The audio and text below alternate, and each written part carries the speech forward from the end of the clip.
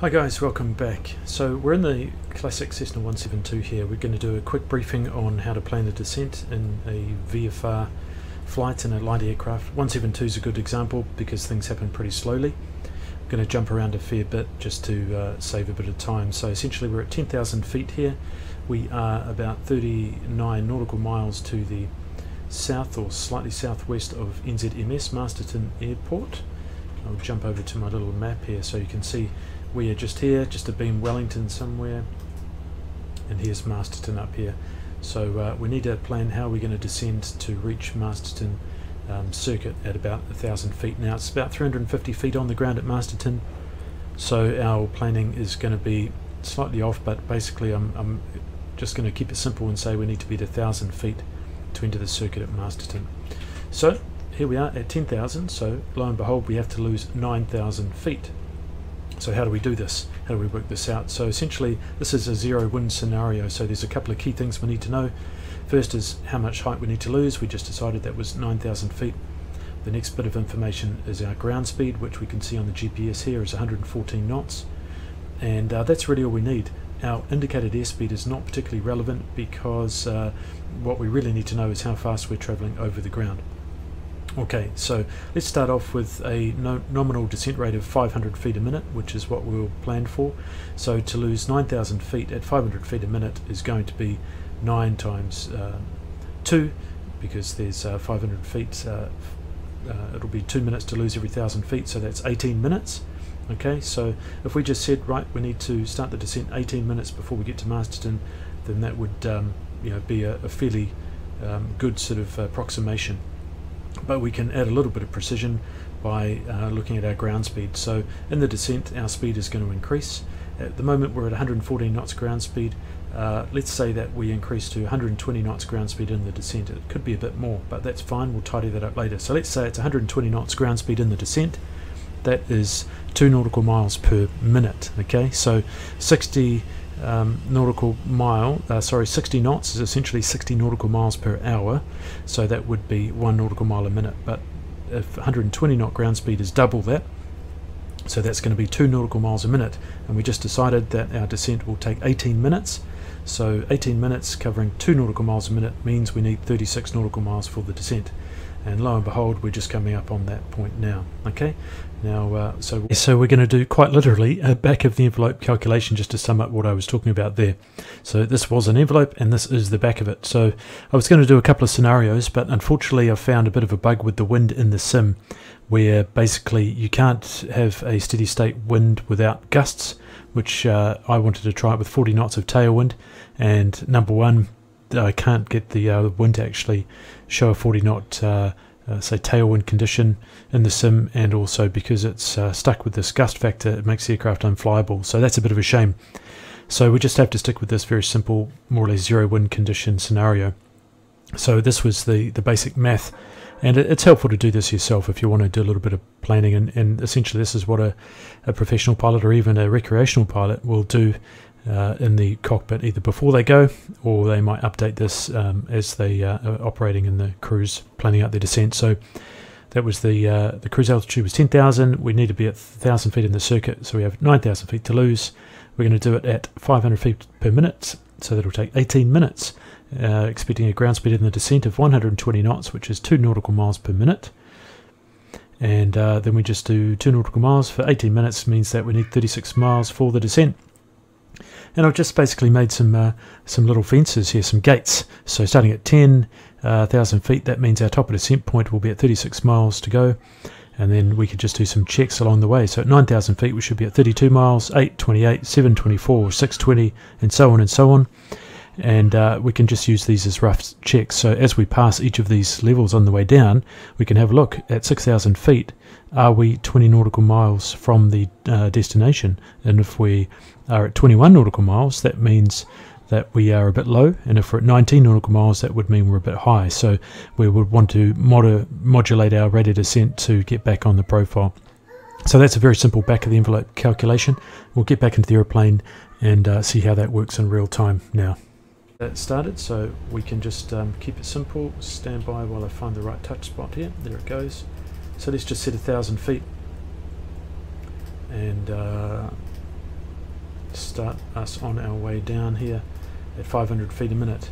And we'll just keep an eye on how much of a descent rate we get as we descend down to 500 feet a minute here. Sorry, the ground speed. So if the ground speed increases significantly beyond 120 knots, then that means we'll be covering more ground in this 36 nautical miles. So therefore we'd have to increase our rate of descent. But at the moment it's pretty close, so we can use that as a good approximation for now. We can bring the power back to 2400 RPM as well. So I'll just reduce the throttle a touch back to 2400 RPM. And that's it. So that's the setup. So the rough calculation was how much altitude we had to lose. We said it was 9,000 feet. What our rate of descent is going to be, we said 500 feet a minute, so it's going to take 18 minutes. And we looked at our ground speed, and 120 knot ground speed is around 2 nautical miles per minute. So 18 times 2 is 36. So top of descent was 36 nautical miles from the airport. Now something to keep in mind is that that calculation is based on being at 1,000 feet overhead the airfield, and of course we want to be at 1,000 feet entering the circuit, which is say a mile or two prior to the airfield. So we would actually want to add that on to our original top of descent point. So we said 36 nautical miles, but to be at 1,000 feet entering the circuit, it would be more like 38 nautical miles or something like that as a top of descent point. But you know what, we can easily tidy that up by just increasing our rate of descent as we get a bit closer to the airport. So that's it, we're on our descent. I will come back to you once we are getting a little bit lower. Okay, so we're still on the way here. We're now descending through 7,400 feet, still at 500 feet a minute. Ground speed is about 125 knots, and we're about 25 nautical miles prior to Masterton.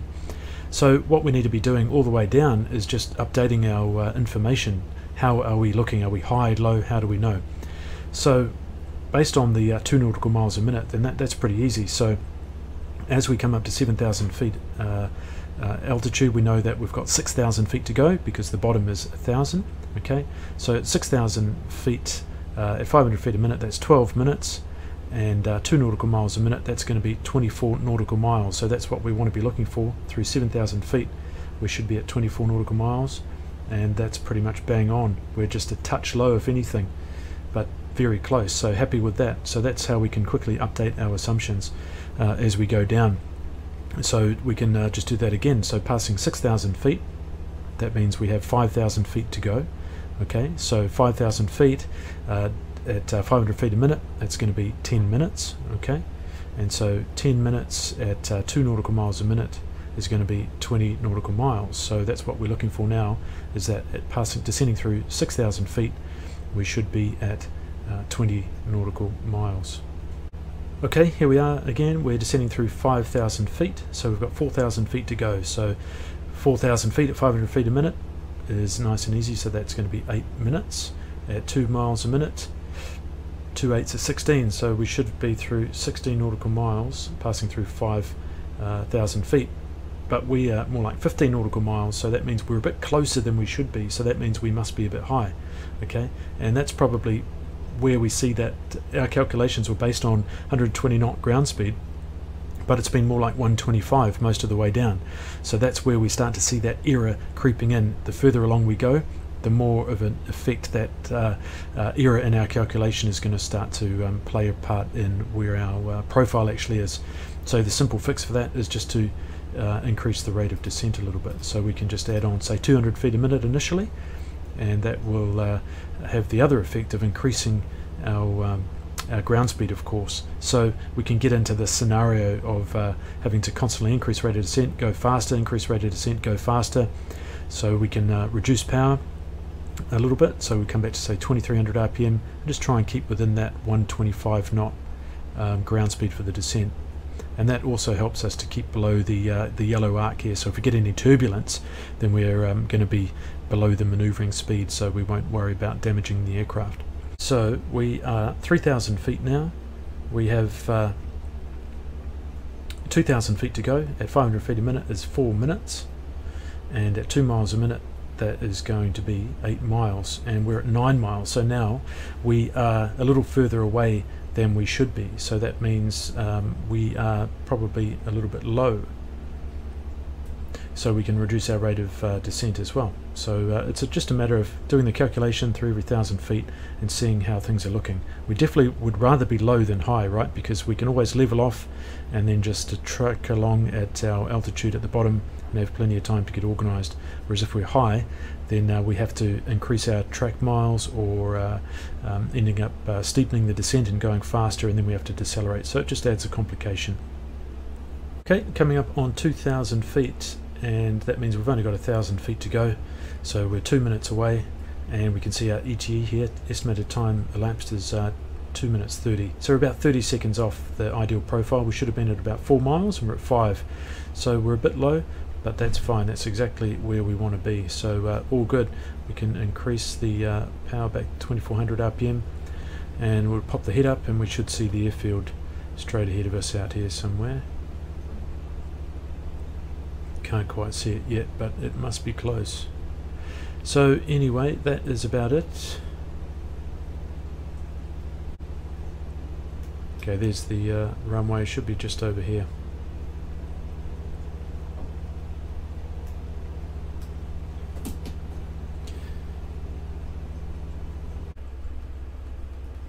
So there we are on final at 1,000 feet. Flaps go down.